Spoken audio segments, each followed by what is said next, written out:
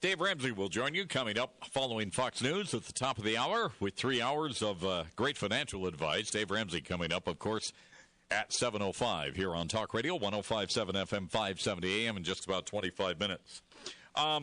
Let's see, John Huntsman Jr., Josh Romney, Thomas Wright, Scott Anderson,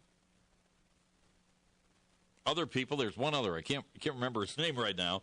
These are 5 people whose names have been mentioned to challenge Utah Senator Mike Lee in 2016, and all of them had said, you know what? No thanks. Alex Dunn, I believe is his name, from Vivint. No thanks. Not going to do it. Not yet.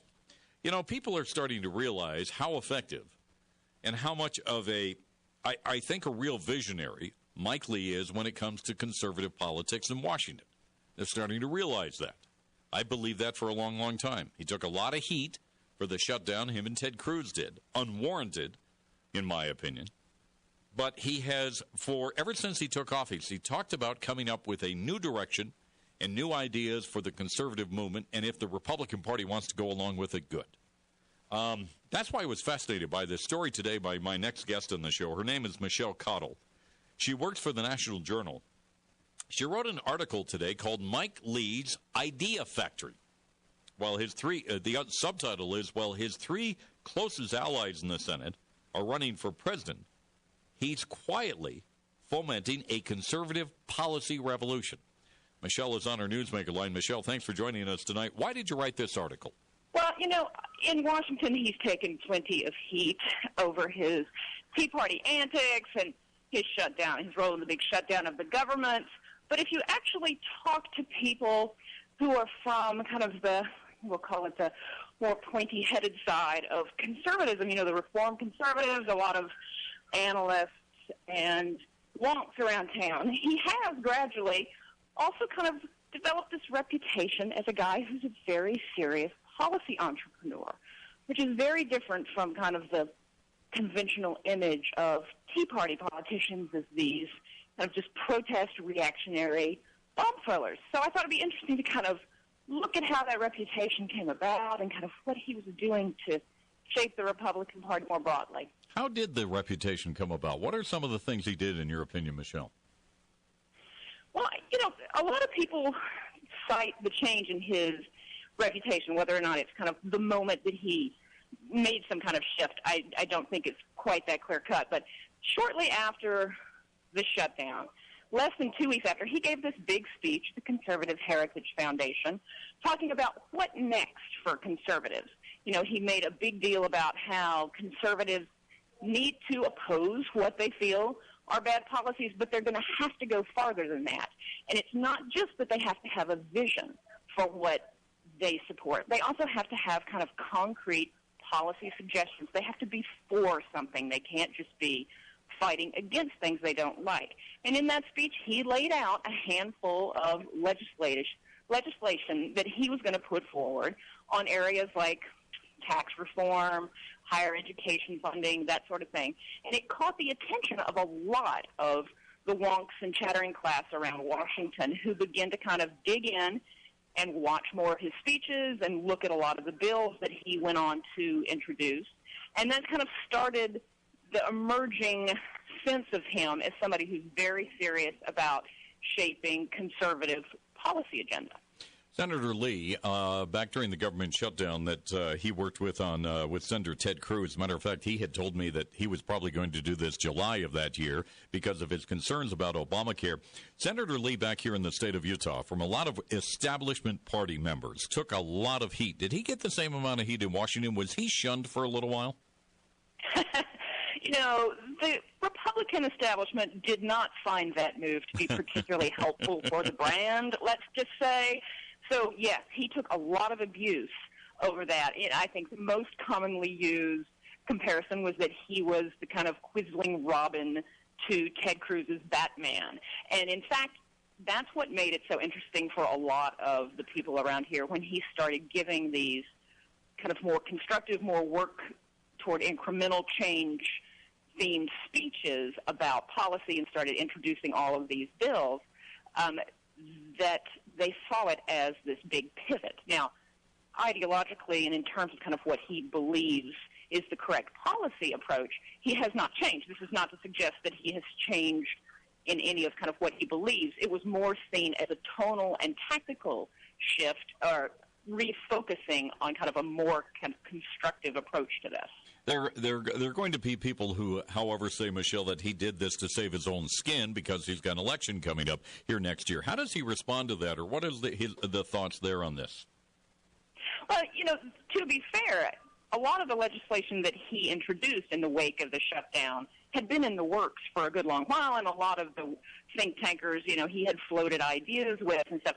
So he's always had a policy interest, and he has been talking about the need for a new conservative agenda for longer than people have been paying attention to this.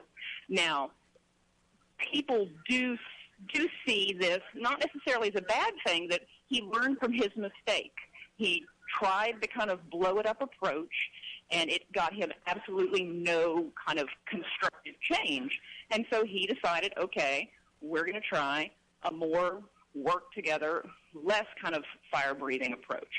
So now he, of course, will not address the question of a pivot. I mean, nobody likes to be in any kind of position to be seen as a waffler or a flip-flopper. But he does talk about how, he learned that not everybody's going to agree with him, and incremental change is important, and all of these things he does address. So, I think there's always the question of how self-serving one of these kind of things is, but I think most people agree that this is two sides of the same coin. He's always kind of held the belief that they needed a new policy agenda. He just found the opportunity after the shutdown to kind of focus more on the constructive work-together approach. Michelle, contrast the view of Mike Lee during the shutdown and the view of Mike Lee today. How is it different in your opinion? I don't, as noted, I don't know that he has changed his view of what is wrong. I mean, he still doesn't like Obamacare. I don't believe he's had any kind of policy shift. I think what he has done is kind of change the tactics on how he has approached this, or at least changed the kind of what it has been focused on. I mean, his speeches after the shutdown some saw them as kind of a reproach of the shutdown leaders or whatever. Even though he was among them, he talks about we have to not just focus on what we want to fight against. This has to be more than a battle. This has to be a plan. It has to be an agenda. We have to put forth our vision.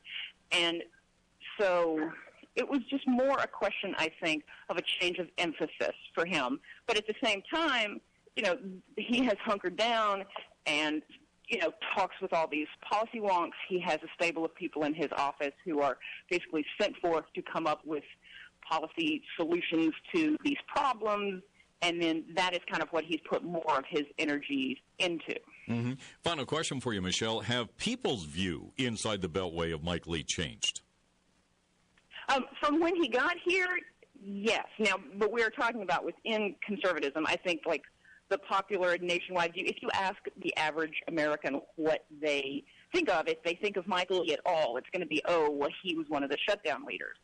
But within kind of Republican circles and the chattering class and the kind of analysts and policy folk, they have talked to me a great deal about kind of how impressed they are with not just specific policies, but how he kind of has changed the way people on the Hill even approach trying to get a bill passed. They see him as a very important kind of next generation policy entrepreneur in terms of how things even get done around the Beltway. And this was not how they viewed him when he came in. They saw him in part because he had ousted Bob Bennett, who was seen as a very kind of thoughtful, constructive guy. They assumed he was going to be a destructive force, and a lot of, the threatening to filibuster, all these things early on in his career did nothing to alleviate those fears. So, yes, within kind of conservative policy circles, he has kind of evolved into a much more constructive figure for them. All right, on our Newsmaker line, Michelle Cottle. Michelle, thank you very much. She is a reporter with the National Journal. Great article today on what the headline is, Mike Lee's Idea Factory, how the Utah Republican is doing a terrific job in kind of reforming, reshaping conservative policy in Washington instead of being critical all the time, looking for new ideas, fresh ideas, based on conservative principles, and I think he's just doing a terrific job. And I think he'll soon announce that he's running for re-election. How soon, I don't know, sometime this year, early next year, and is gearing up for the campaign for re-election. And I'm starting to wonder now if there's any Republican in the state who is going to challenge him. It's fine if he's challenged, but I think they've got a huge hill to climb when it comes to Utah Senator Mike Lee. All right, some final thoughts on the Rod Arquette Show coming up next on Talk Radio 105.7 FM, 570 AM.